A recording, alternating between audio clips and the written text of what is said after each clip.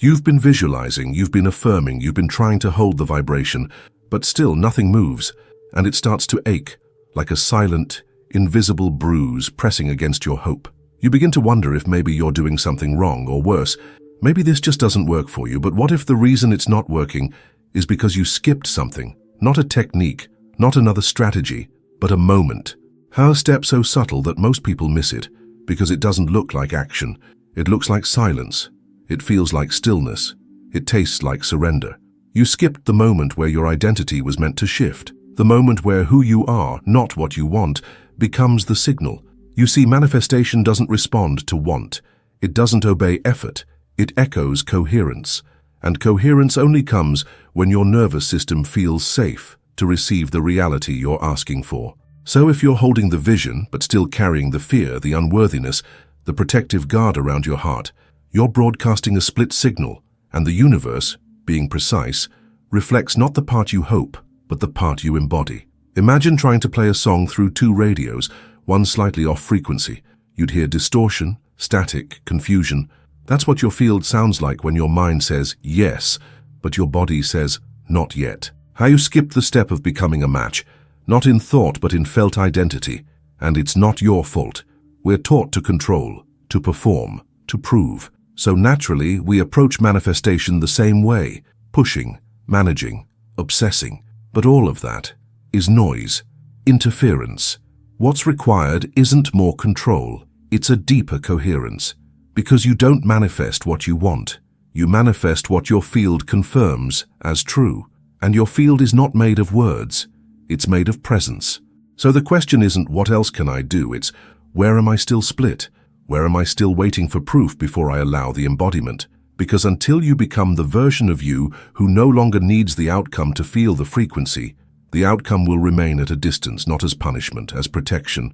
Your system is wise, it won't let you collapse into timelines that it doesn't feel safe to hold. So we go back, not back in time, but back inward, to the step you skipped. The step that asks nothing of you, except honesty, stillness, a willingness to feel the truth of what you haven't yet allowed. That is the doorway, not to the thing you want, but to the you who no longer needs it to be whole. And that is when it starts to move. It begins with a pause, a real one, not the kind that hides impatience behind breathwork or forces calm just to manifest faster. I mean the kind of pause where you actually feel the ache you've been running from. The one that says, "I'm scared it won't happen," and lets that sentence echo in your chest without rushing to fix it. This is the step most people skip, because it doesn't feel powerful. It feels like weakness. It feels like vulnerability. But that feeling, that tender, trembling honesty, is the exact frequency that softens the static. It makes your field clear, real, open. See, most people try to override fear with affirmation, but you can't affirm over what you haven't felt. You can't embody abundance if your nervous system still tenses every time you check your bank account. You can't call in love if the part of you still believes you're hard to love is shoved into the corner, unacknowledged. That skipped step? It's integration. It's coherence between your inner world and your outer desires. It's where your frequency finally becomes whole, not from trying, but from allowing. Imagine a violin string. You want it to play a pure note, but it's wound too tight. The more you tighten it, the more strained the sound becomes, until it snaps. That's what effort feels like when it's not backed by safety. That's what happens when you try to force alignment instead of feeling your way into it. The skipped step is loosening that string, releasing the tension in your body, your mind, your emotions, so your signal can hum with clarity again. But here's the paradox. You can't release what you're still judging. That's why embodiment requires compassion. That's why transformation isn't a performance. It's an intimacy. So I ask you, when was the last time you sat with your fear, not to push it away but to understand it? When was the last time you honored your resistance, not as failure, but as a part of you still longing to be seen? Because what if that resistance isn't blocking your manifestation? What if it is your manifestation?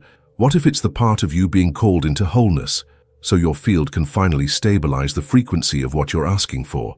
You skipped that step, not because you're careless, but because you were taught to rush, to produce, to manifest like it's a race.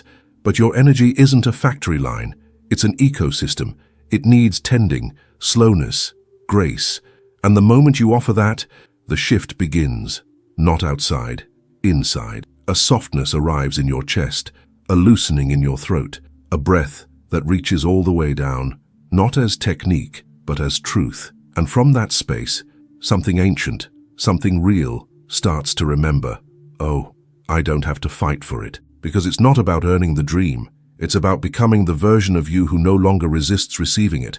And that begins in the step you skipped, the one that brings you home. And once you're home, not in location, but in sensation, something shifts in the way reality responds to you. It's subtle at first.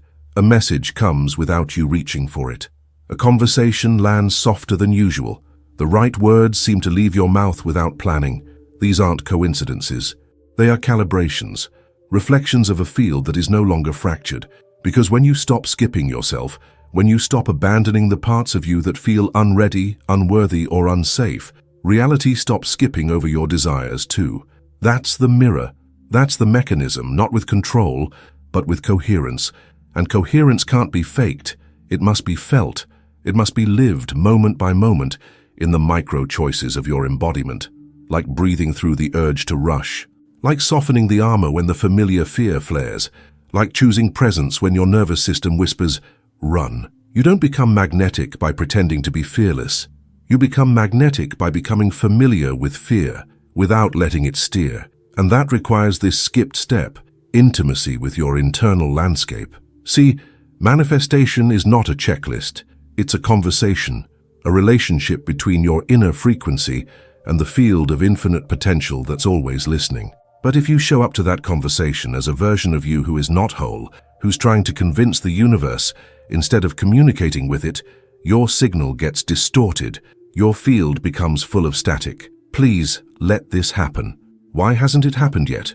What else do I need to do?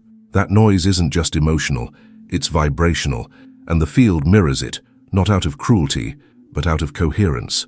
So here's the real secret. The thing you want is not waiting for you to earn it.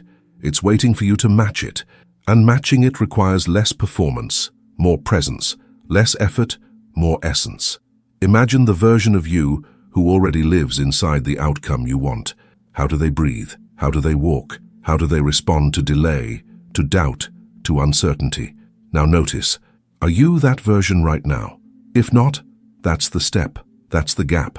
Not something to fix, but something to feel. Because when you embody that version before the evidence arrives, you collapse the timeline, you merge the signal. You say to the field, this is who I am now, and reality adjusts accordingly. But that embodiment is impossible if you're still waiting for proof, if you're still skipping the emotional safety required to hold the thing you say you want. Safety is not comfort. Safety is coherence. And coherence happens when every part of you, mind, body, breath, heart, says the same thing. I'm ready, not desperate, not performative, just ready. Ready to live in alignment with the timeline you've already chosen.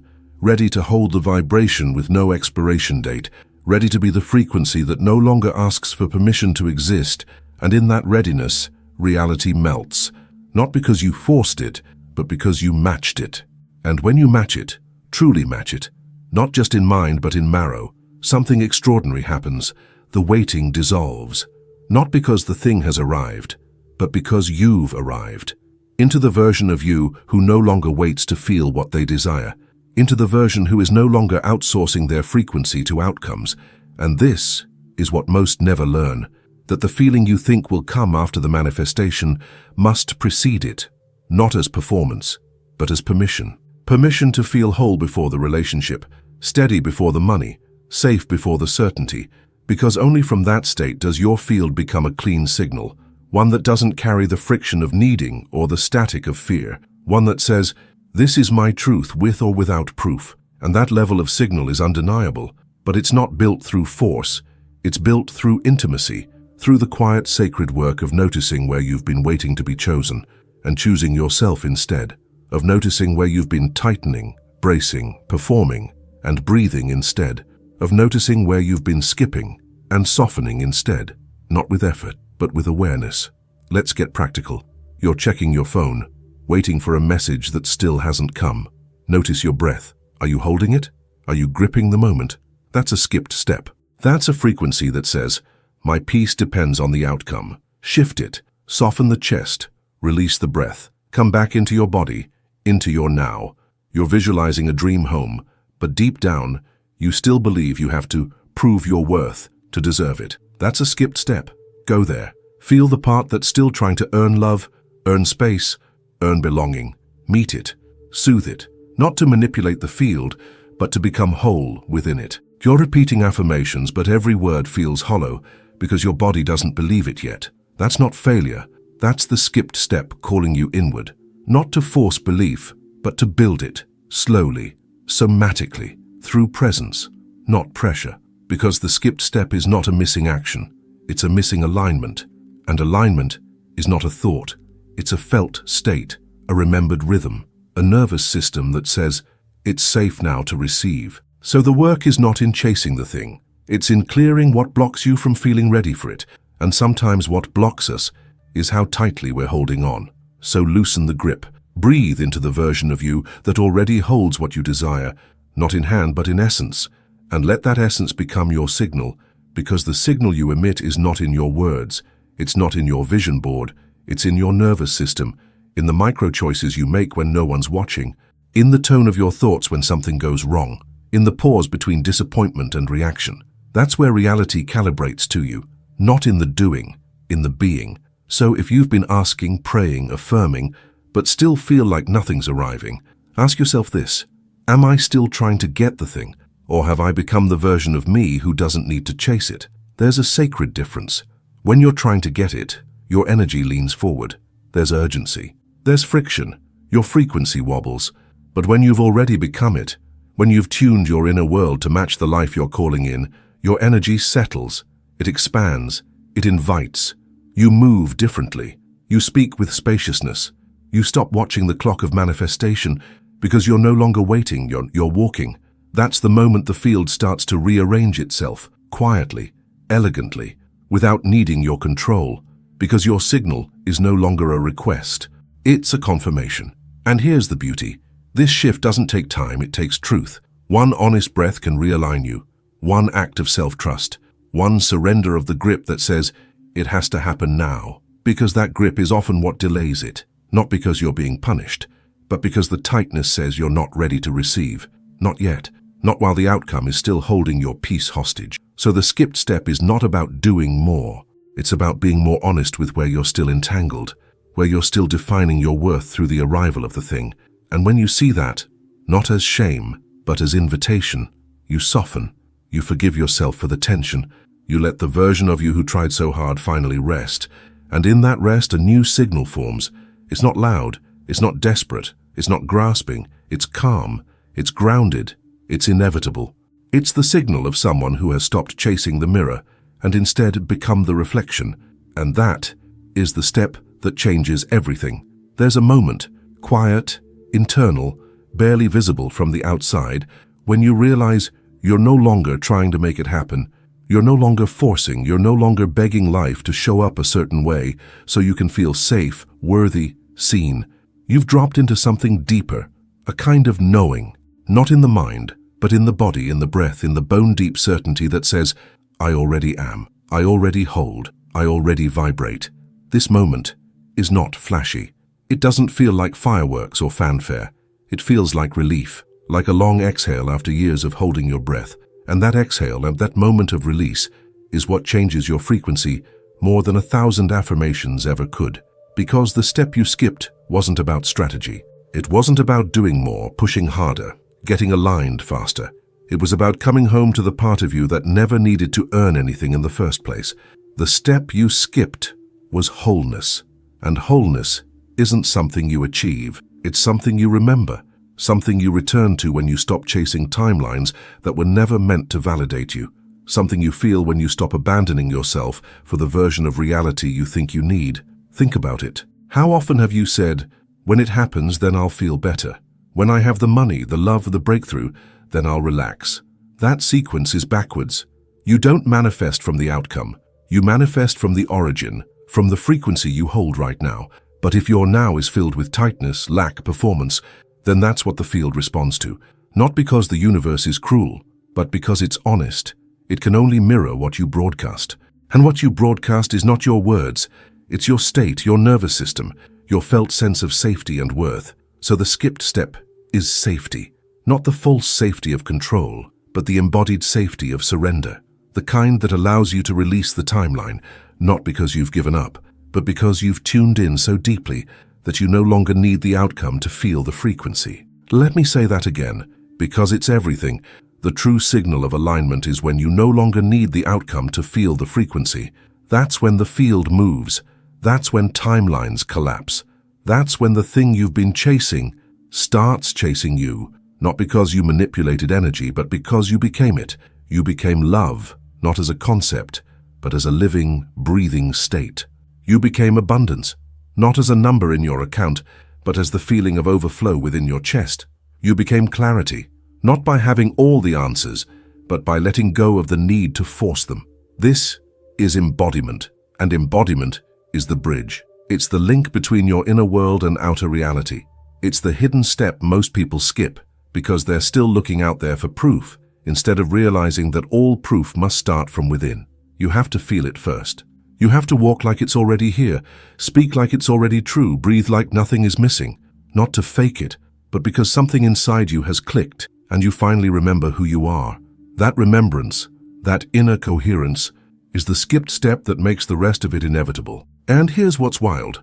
Once you take that step, once you stop skipping the wholeness, the softness, the nervous system safety, the world around you begins to organize itself in a way that feels almost magical. But it's not magic, it's math, it's quantum, it's resonance. When your internal frequency stabilizes, when your signal becomes undivided, reality has no choice but to meet it, because coherence doesn't just attract, it aligns, it magnetizes, it makes confusion irrelevant. But most people never reach that clarity because they stay stuck in the loop of doing, of performing spiritual practices like rituals, hoping to speed things up. But that's not how frequency works. You can't trick the field with surface-level stillness. The universe hears your signal, not your intention, not your words, but the deep vibrational language of your body. So when you say, "I am abundant," but your breath is shallow and your chest is tight and you flinch every time a bill arrives, the universe doesn't judge you, it mirrors you. And that mirror doesn't respond to effort.